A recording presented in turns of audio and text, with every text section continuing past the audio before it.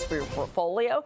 Joining me now, 248 Ventures Chief Investment Strategist Lindsey Bell. And Lindsey, I want to get your initial reaction to Secretary Bessent and some of those comments, because he had put out this op-ed in the Financial Times earlier this morning, and he was a little more specific than what I heard at that press conference, because he said, look, enablers purchase and transport the petroleum for Iran. They facilitate the flow of its finances through exchange houses and free trade zones. And he really mentioned as well in this op-ed banks. That told me that China is definitely on their radar right now, not just for facilitating petroleum purchases, but also for being basically an open market to the Iranians.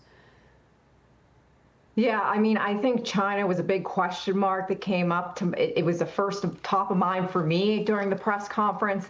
And I agree with you. You know, Trump is set to meet with Xi next month. We also heard today that he might be imposing more tariffs on China, which would bring them up to his 20% level that he had set previously. But so the pressure is on going into that meeting between this and potential new tariffs. You know, the other thing I was thinking going into this, you saw that the markets didn't really react when Treasury Secretary Bessent started telling us about the news. And to me, what really caught my eye is oil was down, okay, going into the press conference, but that was expected because it was the thought was this was going to relieve pressure in the Middle East.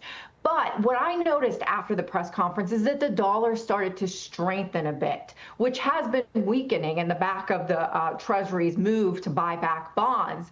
And to me, that says that while Bessent took a really stern or austere tone in the delivery of this news, what it tells me is that it came across more as a warning shot, because he's giving these countries time to comply with what the U.S. expects from them in their interactions with Iran. So I think that there's going to be a grace period, though he said it wouldn't be indefinite. And I think the market is hoping that we can come to a resolution before these sanctions go into place. Well, do you think that the world's going to respond how the administration is hoping it will?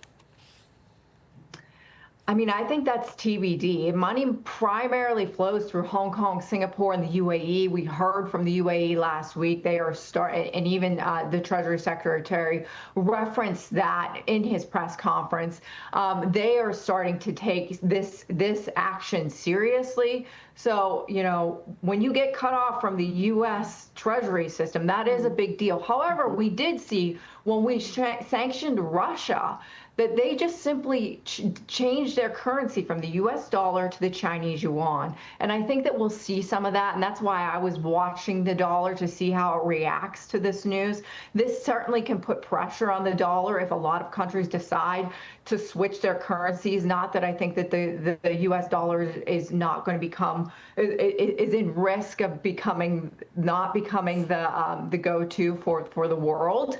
But it's something to keep an eye on, especially given the other news and the currents. You know, when I'm looking at the market, there's a lot of you know, emerging markets are outperforming, and there's this narrative that we're moving away from the U.S. So the U.S. has performed quite well year to date. Well, you know, until the strait is fully open, do you think that we're likely to see upward pressure on oil prices, or at least stay in this kind of $80 to $90 range? And I ask that because that is going to once again feed into the inflation story, which markets have been sensitive. And all of this, of course, is where we need to hear from Kevin Warsh at the end of the week. Yeah, I mean, I think that oil prices are going to remain elevated until we have more clarity on what exactly is happening with the Strait of Hormuz. We need to see it opening a ceasefire that is going to be elongated. Otherwise, we're going to see oil prices elevated. It will flow through to inflation, and that is the concern. And certainly markets are turning towards Warsh on Friday, his commentary about what inflation could look like from his purview and what that means for interest rates going forward. Well, let's look at the 10-year right now, because it was interesting to kind of see the action in that contract, because the buyback announcement really had a muted reaction from the market. You know, Luke Groman had noted that the increase in gold gives Bessent, you know, dry powder maybe to do some more buybacks. He was asked about it, you know, briefly in that press conference. But, you know, there are other tools that the Treasury can use to deal with the inflationary picture we're kind of facing right now. Yeah, his announcement, it was reminiscent to me. It took me back to 2012 when Mario Draghi said whatever it takes during the European sovereign debt crisis. And that really, the market reacted to that. And, we saw a turnaround there as he pledged his commitment to step in any way, shape, form needed. And Bessent seems to be trying to say that same thing, but markets are not reacting. And what I would say is when you look at the 30-year, it busted through what had been a very strong level of resistance at 5.187. It busted through that last week, reaching that 2-decade high, and we have not been able to fall below it. So that resistance is seemingly turning into a strong area of support, which means interest rates are going to likely remain higher for longer. I think the question is, are interest rates higher because of growth? Because there's two narratives in the market, Cheryl. I know you're aware of them. Is it because growth has been strong and is expected to continue to be strong, or is it because inflation is elevated, sticky, oil prices are higher, and so this is likely to continue? And obviously, deficits are also a concern. And I think what we heard from the Fed in their July minutes is they are all much more hawkish than we have heard all year. And under Warsh, we're a little uncertain of where our rates go from here, even with the Fed leaning also, that way. you've had now reporters kind of looking back and looking at the history of opinion coming from the Fed chairman when he was not the Fed chairman. And he seemed like much more an inflation hawk years ago, maybe less so now, but he's certainly in a different role. And time has changed, I'm sure, his opinion on some things. But some could say on the other side of this, these higher yields, it's really just a result of strong economic data. You've got strong corporate earnings.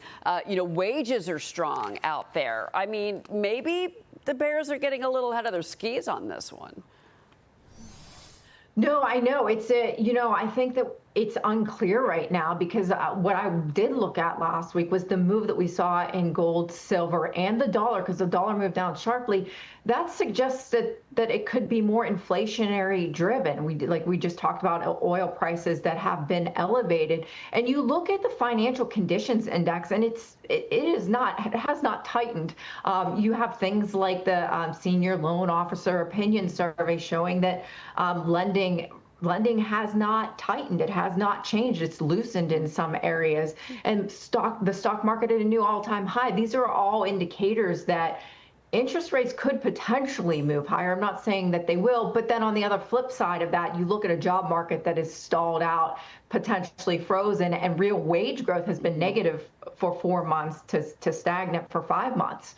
So I think there is a lot for the Fed to digest here. And so I don't think we're going to get a lot of information out of Warsh on Friday. I think it'll be more of the same. Yeah. But it's going to be important. We'll see. Yeah, I know that there's some that are hoping because it's a more relaxed environment. He's at Jackson Hole. He might be a little more loose-lipped.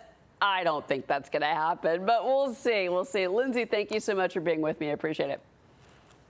Thank you. All right.